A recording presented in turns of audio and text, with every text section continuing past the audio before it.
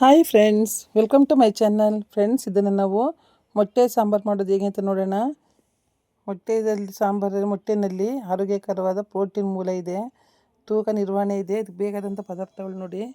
ಈಗ ಈರುಳ್ಳಿ, ತೆಂಗಿನಕಾಯಿ, ಟೊಮ್ಯಾಟೊ, ಬೆಳ್ಳುಳ್ಳಿ, ಚಕ್ಕೆ, ಲವಂಗ ಮತ್ತು ಮರಾಠಿ ಮೊಗ್ಗು ಎಲ್ಲ ತೊಗೊಂಡಿದ್ದೀನಿ. ಕೊತ್ತಂಬರಿ ಸೊಪ್ಪು, ಈರುಳ್ಳಿ ಮತ್ತು ಉರ್ಗಡ್ಲೆ, ಒಂದು ಕಡ್ಡಿ ಪುದೀನ ಸೊಪ್ಪು ತೊಗೊಂಡಿದ್ದೀನಿ ಸ್ಮೆಲ್ ಚೆನ್ನಾಗಿರಲಿ ಅಂತ. ತುಂಬ ಬೆಳ್ಳುಳ್ಳಿನ ತೊಗೊಂಡಿದ್ದೀನಿ ನೋಡಿ. ಇದೇ ರೀತಿ ನಾನೆಲ್ಲ ಈಗ ಖಾರ ರುಬ್ಬೋದಕ್ಕೆ ನಾನು ತೆಂಗಿನಕಾಯಿ ಹಾಕತ್ತಾಯಿದ್ದೀನಿ. ಇದೇ ರೀತಿ ನಾನೆಲ್ಲ ವೀಡಿಯೋಗಳನ್ನು ನಾನು ಅಪ್ಲೋಡ್ ಮಾಡಬೇಕಂದ್ರೆ ದಯಮಾಡಿ ತಾವುಗಳು ನನ್ನ ಚಾನಲ್ಗೆ ಸಬ್ಸ್ಕ್ರೈಬ್ ಮಾಡಿ, ನನ್ನ ಎಲ್ಲ ವೀಡಿಯೋಗಳನ್ನು ನೋಡಿ ಲೈಕ್ ಮಾಡಿ, ಶೇರ್ ಮಾಡಿ. ಫ್ರೆಂಡ್ಸ್, ನಾನು ಮಾಡೋ ಅಡುಗೆ ನಿಮ್ಗೆ ಇಷ್ಟ ಆದ ದಯಮಾಡಿ ಕಮೆಂಟ್ ಕೂಡ ಮಾಡ್ಬೋದು. ಈಗ ನಾನು ರುಬ್ಬೋದಕ್ಕೆ ತೆಂಗಿನಕಾಯಿ, ಟೊಮ್ಯಾಟೊ, ಬೆಳ್ಳುಳ್ಳಿ ಮತ್ತು ದಪ್ಪಾಗಿ ಹೆಚ್ಚಿರೋ ಈರುಳ್ಳಿನೂ ಕೂಡ ತೊಗೋತಾಯಿದ್ದೀನಿ. ಈಗ ನೋಡಿ, ಮಸಾಲೆ, ಚಕ್ಕೆ, ಲವಂಗ, ಒಂದು ಮರಾಠಿ ಮೊಗ್ಗು, ಒಂದು ಅನಾನಸು ಒಂದು ಎಲೆ ಎಲ್ಲ ತೊಗೊಂಡಿದ್ದೀನಿ.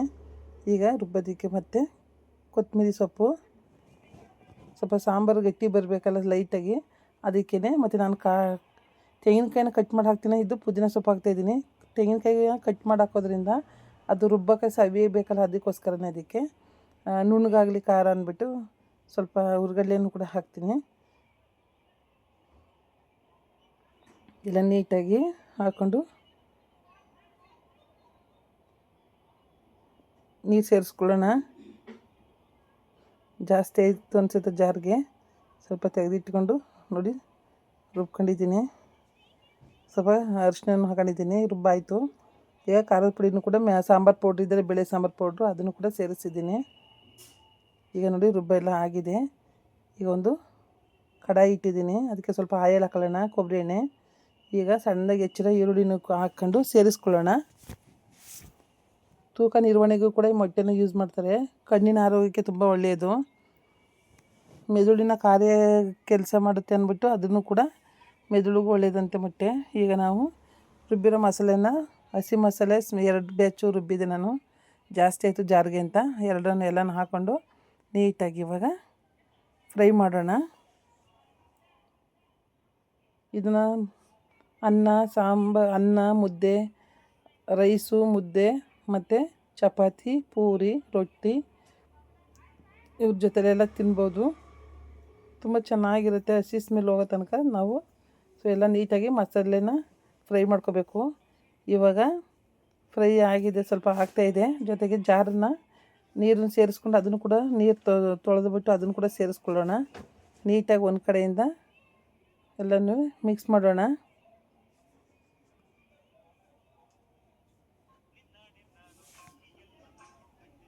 ನೋಡಿ, ನೀಟಾಗೆಲ್ಲ ಹದವಾಗಿ ಆಗಿದೆ ಕರೆಕ್ಟಾಗಿ.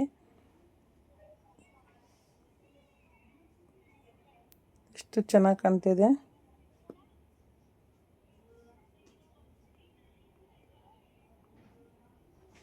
ನೀಟಾಗಿ ಒಂದು ಕಡೆ ಎಲ್ಲನೂ ತಳೆ ಹಿಡಿದಂಗೆ, ಸ್ವಲ್ಪ ಗ್ರೇವಿ ಮಾಡ್ತೀವಲ್ಲ ಹಾಗಾಗಿ ಅದು ತಳೆ ಹಿಡಿಯೋ ಚಾನ್ಸ್ ಇರುತ್ತೆ ಜಾಸ್ತಿ ಇದು ಉರಿ ಆದರೆ.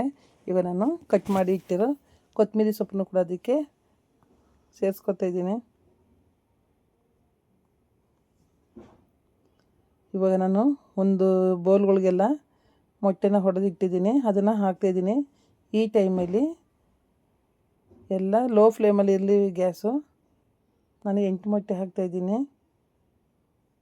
ನಿಮ್ಗೆ ಎಷ್ಟು ಬೇಕು ಅಷ್ಟು ನೀವು ಹಾಕೋಬೋದು. ಇವಾಗ ನೋಡಿ ಎಲ್ಲ ನೀಟಾಗಿ ಹಾಕ್ಕೊಳ್ಳೋಣ. ಹೆಲ್ತಿ ಕೂಡ ಇದು.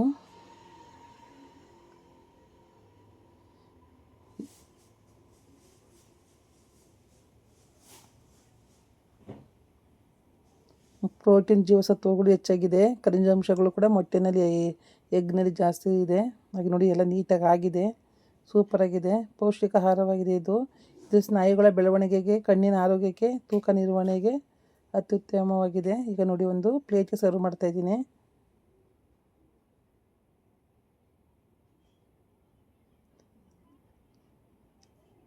ಇವಾಗ ನೀಟಾಗಿ ತಟ್ಟೆಗೆ ಹಾಕೊಳ್ಳೋಣ.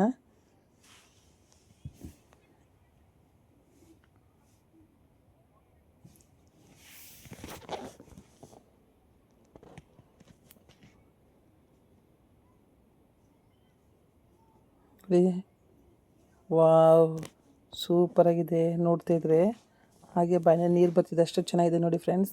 ನೀವು ಕೂಡ ಇದೇ ರೀತಿ ತಿನ್ನಿ. ನನ್ನ ಚಾನಲ್ಗೆ ಸಬ್ಸ್ಕ್ರೈಬ್ ಮಾಡಿ, ನನ್ನೆಲ್ಲ ವೀಡಿಯೋಗಳನ್ನು ನೋಡಿ ಲೈಕ್ ಮಾಡಿ, ಶೇರ್ ಮಾಡಿ. ನಾನು ಮಾಡಿರೋ ವೀಡಿಯೋಗಳು ತಮ್ಗೆ ಇಷ್ಟ ಆದರೆ ಕಮೆಂಟ್ ಕೂಡ ಮಾಡಿ.